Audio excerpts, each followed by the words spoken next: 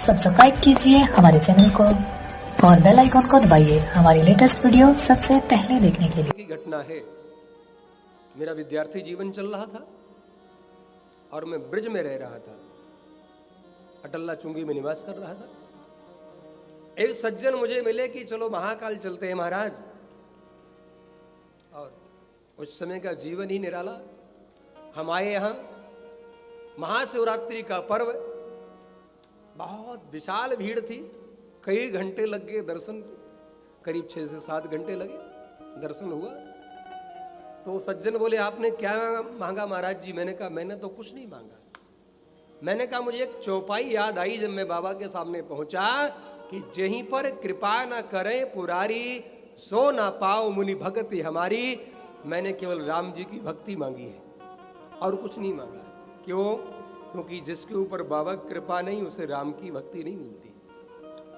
और मैंने ये अनुभव किया, 2 महीने के बाद मुझे एक सज्जन महात्मा मिले, बोले आप अयोध्या चलिए मेरे साथ। मैंने कहा मैं ब्रज में रह, बोला अयोध्या चले, और अयोध्या ले गए। और वहां रहने के बाद मेरी कथा यात्रा अयोध्या से ही प्रारंभ हो गई। फिर तो ये सब कुछ जो मुझे मिला ये बाबा की कृपा है, ये महाकाल बाबा की कृपा है। चले आप जिस कामना जिस भावना से आए हैं वो भी आपकी भावना को कामना को जरूर पूर्ण करेंगे। अद्भुत ग्रंथ है शिव महापुराण, आपने अनेकों बार सुना भी होगा और नहीं सुना होगा तो यहां बैठ करके 9 दिन सुने। शिव महापुराण में 24,000 श्लोक है, 7 संगीता है।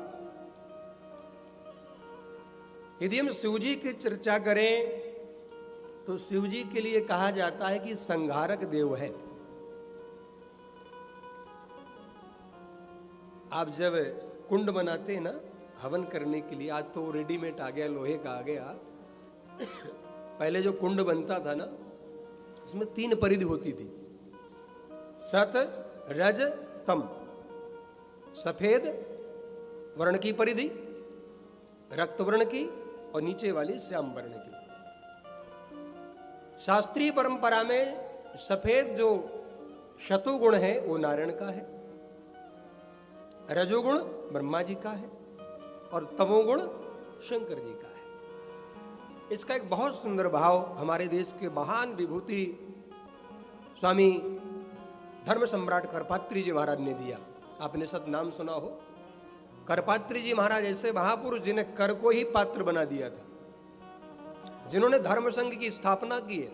आपकी दिल्ली में धर्म संघ विद्यालय है, वृंदावन में है। करपात्री वो हैं जिन्होंने, महाराज श्री करपात्री स्वामी ने राम राज्य परिषद ग्रंथ लिखा। अद्भुत संत हुए। उन्होंने एक भाव दिया है कि वैसे तो नारायण श्वेत वर्ण के हैं और शंकर जी श्याम वर्ण के हैं, इसलिए कहा जाता है कर्पूर गौरम करुणावतारम। अब जो शंकर जी श्याम वर्ण के हैं वो सफेद कैसे हो गए, इस पर विचार करिए। तो स्वामी जी ने कहा कि नारायण का चिंतन करते करते, श्री हरि का चिंतन करते करते शंकर जी श्वेत वर्ण के हो गए, और शंकर जी का चिंतन करते करते नारायण श्याम वर्ण के हो गए।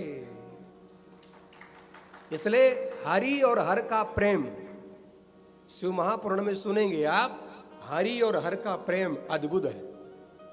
हर ने कहा हरि की पूजा जहां वहां मेरी पूजा। इसलिए भैया जहां हरि की पूजा वहां हर की पूजा, जहां हर की पूजा वहां हरि की पूजा। इसलिए हरि और हर में कोई अंतर नहीं है। आगे आप विस्तार से सुनेंगे। अब हम महात्म में प्रवेश करने जा रहे हैं। किसी भी ग्रंथ का महात्म माने महिमा। महिमा क्या? आप यहां आए, आपकी महिमा, यहां की महिमा जान जाएंगे तो आपको यहां रहने का आनंद आएगा। क्षिप्रा की क्या महिमा है, महाकाल की क्या महिमा है, क्यों आना चाहिए, क्यों भ्रमण करना चाहिए, आपका अनुराग बढ़ेगा। और आपको पता नहीं है आप आए तो बहुत से लोग आते पिकनिक की तरह दौड़ के चले जाते, तो ध्यान देना। महात्म क्या है? ग्रंथ की महिमा। इस ग्रंथ में क्या क्या है? क्योंकि जाने बिन न होए प्रतीति, बिन प्रतीत होए नहीं प्रीति, प्रीत बिना नहीं भगत दृढ़ाई, जिम खगपति जल के चिकनाई। इसलिए पहले जानिए, तब तो प्रेम बढ़ेगा। आज वही बात अब यहां पर ऋषि कह रहे हैं। एक समय की घटना है। देखो, भागवत में लिखा है कि नेमी सारण की धरा में 1000 वर्ष तक कथा चली। 1000 वर्ष, और उसमें सभी पुराणों की कथा हुई। शिव पुराण का भी नंबर आया। तो सौनक ऋषि सूत जी से कहते हैं, सूत जी, हम आपसे कुछ जानना चाहते हैं। तो क्या जानना चाहते हैं? सौनक वाचो। अब सौनक जी बोले सूत जी से कि हे सूत महाप्राज्ञो, सर्व सिद्धांत प्रभो, आख्यायि में कथा सारम, पुराणानां विशेषतः। आज सूत जी से कहा, हे सूत जी, हम जानना चाहते हैं, हम समझना चाहते हैं, शास्त्रों का सिद्धांत क्या है। क्या गजब की बात है। प्रारंभ कहां से हो रहा है शिव पुराण का? सिद्धांत क्या है? व्यक्तिवादी मत बनिए, सिद्धांतवादी बनिए। व्यक्ति को मत पकड़िए, सिद्धांत को पकड़िए। कौन? जो शास्त्र का सिद्धांत है।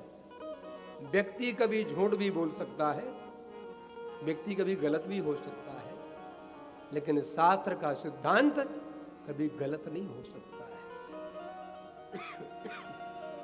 यदि हमारी बुद्धि कहीं काम ना करे तो मति दौर्बल्यम न तो मत दौर्बल्यम। समझिएगा, मति दौर्बल्यम न तो मत दौर्बल्यम। मति हमारी कमजोर हो सकती है, लेकिन शास्त्र का मत दुर्बल नहीं हो सकता, कमजोर नहीं हो सकता है। ऋषियों का चिंतन कमजोर नहीं है। मति दौर्बल्यम, हमारी बुद्धि कमजोर है, ना तो मत दौर्बल्यम। शास्त्र का मत जैसे उस समय था वैसे आज है। आज ऋषियों ने पूछा, सर्व सिद्धांत क्या है? आख्यायि में कथा सारम, कथा का सार क्या है? अब जरा इस बात को पकड़िएगा। प्रयास रहेगा कि हम इन्हीं बातों पर चलेंगे। कथा का सार जीवन में आ जाए तो समझिए हमारे जीवन में अब कल्याण हो जाएगा। बहुत बाहर की बातें आ जाएं और कथा ना आए तो व्यर्थ है। आज परिस्थिति बदली है कि बाहर की बातें बहुत हैं और कथा लुप्त हो रही है। कथा का जो सिद्धांत है, ऋषियों का जो सिद्धांत है, वो धीरे धीरे समाप्त हो रहा है। अन्य बातें बहुत आ जाती हैं, ये भी आ गया, वो भी आ गया। इन बातों में ही समय पास हो जाता है। ऋषियों ने कहा, आख्यायी में कथा सारम, पुराणानाम विशेषता। इसी बात को भागवत में देखें। सूताख्यायी कथा सारम, मम कर्ण रसायनम। हे सूत जी, हम कथा सुनना चाहते हैं, लेकिन कथा का सार सुनना चाहते हैं। अब ध्यान दीजिए, कथा का सार क्या है? सार तो ये भगवान में जिसका अनुराग हो जाए। अनुराग कैसे बढ़ेगा? जब भगवान का यश सुनेंगे, भगवान की कीर्ति सुनेंगे। कथा है क्या? क्या है कथा? भगवान की कीर्ति ही कथा है, भगवान की महिमा ही कथा है। स्वामी अखंडानंद जी महाराज ने अपने भागवत रहस्य में उद्बोधन किया, लिखा कि जो व्यक्ति भगवान की कथा नहीं सुनता, किसी ना किसी की सुनता है, कथा सुनता है। वो जो भगवान की नहीं सुनेगा तो पड़ोसी की कथा सुनेगा, मित्र की कथा सुनेगा, शत्रु की सुनेगा। तो स्वामी जी ने कहा कि मित्र की, शत्रु की, पड़ोसी की सुनेगा तो मन विचलित हो जाएगा, बीपी की बीमारी हो जाएगी, हाई हो जाएगा। अच्छा, हो जाता कि नहीं हो जाता? दूसरे की बात सुनकर बहुतों का हाई हो जाता। तो महाराज दूसरे कथा सुनेगा तो बीपी बढ़ जाएगा, बीमारी हो जाएगी, स्वामी जी ने कहा। और भगवान की कथा सुनेगा तो बीपी ठीक हो जाएगा। है? क्यों? क्योंकि भगवान की कथा मन की चंचल वृत्ति को शांत कर देती है। चंचलम ही मना कृष्णा, गीता में कहा। उस वृत्ति को कौन शांत करेगा? भगवान की कथा। क्यों? क्योंकि भगवान के नाम है रसो वैसा। भगवान को वेद में कहा गया रसो वैसा। अच्छा, रसो वैसा का मतलब जिनकी लीला में रस ही रस भरा हुआ है, इसलिए उनका नाम है रसो वैसा।